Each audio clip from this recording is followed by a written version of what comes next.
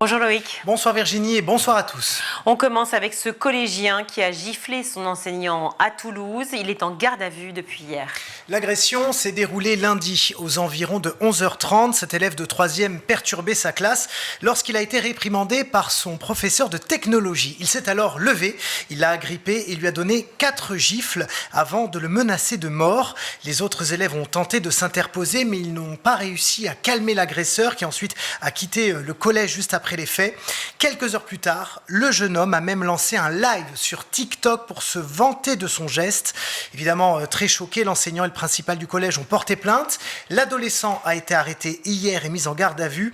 Il va être présenté à un juge dans les jours qui viennent et ne reviendra plus au sein du collège. Et depuis hier sur les réseaux sociaux, de nombreux sont ceux qui soulignent le caractère religieux de son geste. Oui, parce qu'en fait, l'agresseur vient d'une famille catholique, mais il avait récemment annoncé à ses amis sa conversion à l'islam. Mais selon une source policière, il s'agit davantage d'un besoin d'attention que d'une quelconque radicalisation.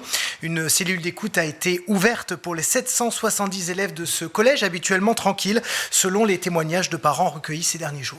La violence des mineurs qui est toujours au cœur de l'actualité et ce couvre-feu, l'idée de ce couvre-feu pour les moins de 13 ans qui continue de faire son chemin. C'est déjà le cas en Guadeloupe où les mineurs sont actuellement soumis à un couvre-feu pendant 2 mois pour endiguer les affrontements entre bandes et les agressions de touristes. Ça l'est aussi à Béziers et à partir du 1er mai, ça le sera également à Nice pour les moins de 13 ans.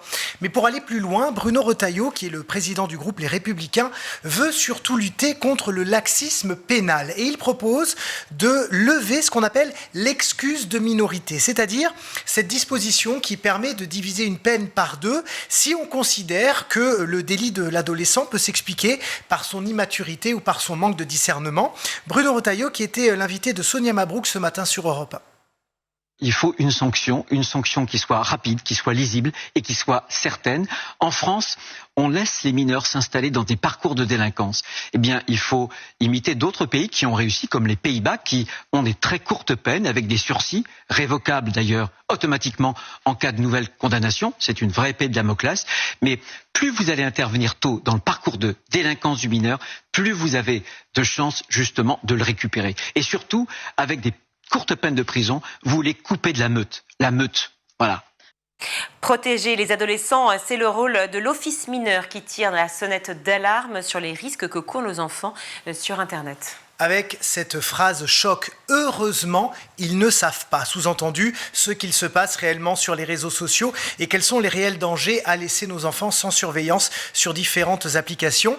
Cette phrase, elle est issue du livre de la commandante Véronique Béchu. Elle est chef du pôle stratégie de l'Office mineur. Et donc ce livre s'appelle « Derrière l'écran, combattre l'explosion de la pédocriminalité en ligne ». Elle était l'invitée de France Info ce matin et elle a expliqué le choix de cette accroche.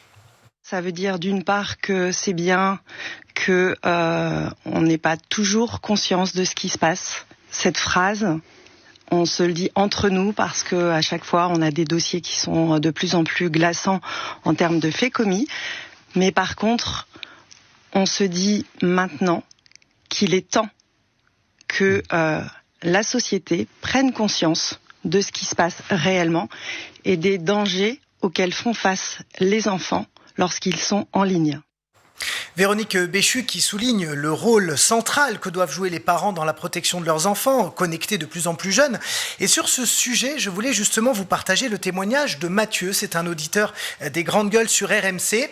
Il est chef d'établissement, père de 2 adolescents de 12 et 16 ans, avec lesquels il est très restrictif en termes d'accès à Internet et aux réseaux sociaux.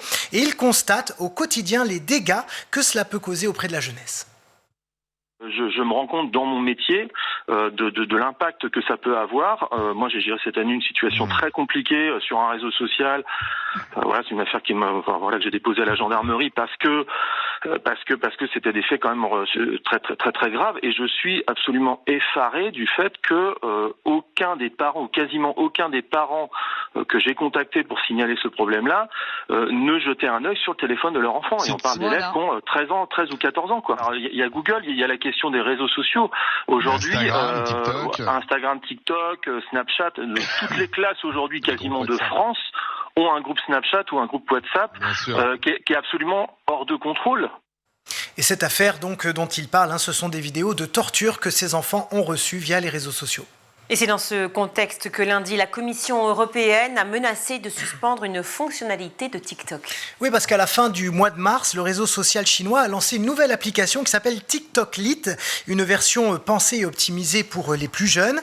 Et le problème, c'est qu'elle propose une fonctionnalité qui récompense le temps passé sur les écrans, au risque évidemment d'augmenter l'addiction des mineurs. En gros, plus les ados regardent des vidéos, plus ils reçoivent des pièces virtuelles qu'ils peuvent convertir en cartes cadeaux. Bruxelles a menacé de suspendre ce programme de récompense dès demain. TikTok, lui, doit fournir à la Commission européenne un rapport d'évaluation des risques dans les prochains jours, faute de quoi la plateforme sera sanctionnée jusqu'à 1% de son chiffre d'affaires mondial.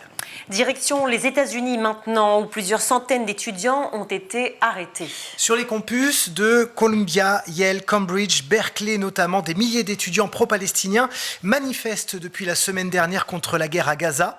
Des rassemblements, des sit-ins qui ont donné lieu aussi à des confrontations violentes contre des étudiants pro-israéliens.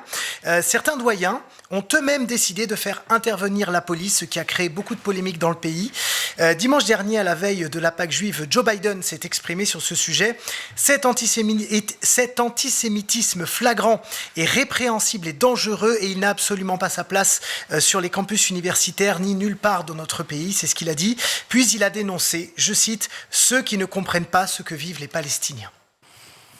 Une fois n'est pas coutume, on termine avec de la télé-réalité et le retour de Secret Story sur TF1 hier soir. Ben oui, c'est peut-être ça qui crée votre trouble, mais que vient faire Secret Story dans ce JT ? Parfaitement, j'avoue. Eh bien, je vais vous l'expliquer. Alors, évidemment, on n'encourage pas vos enfants à passer du temps en plus devant la télévision, mais c'est vrai que le retour de Secret Story est un petit événement, d'autant qu'il se positionne réellement comme un programme familial. Et c'est pour ça qu'on vous en parle. Moins de clash, moins de sensualité et plus de bienveillance. Vous allez le voir, les secrets sont bien moins trash. Alors on va peut-être faire plaisir à notre journaliste Guillaume Ouattara, puisque l'un des secrets est « Je suis l'inventeur du Kwakubé ». Vous savez, le fameux Kwakubé, qui était une trend sur TikTok en 2023. Il y a également « Je suis la voix d'Harry Potter »,« Je suis athlète aux prochains Jeux Olympiques »,« Je suis championne de France de danse latine » ou encore « Je suis champion international de magie ». Voilà, Secret Story, c'est chaque mardi à 23h30 sur TF1. C'est tout pour le moment. Et c'était une petite brève un peu rigolote. Dans un JT, c'est vrai, un peu lourd. Voilà, on voulait rire un peu. Sourire en tout cas. Sourire, oui. Merci beaucoup Loïc.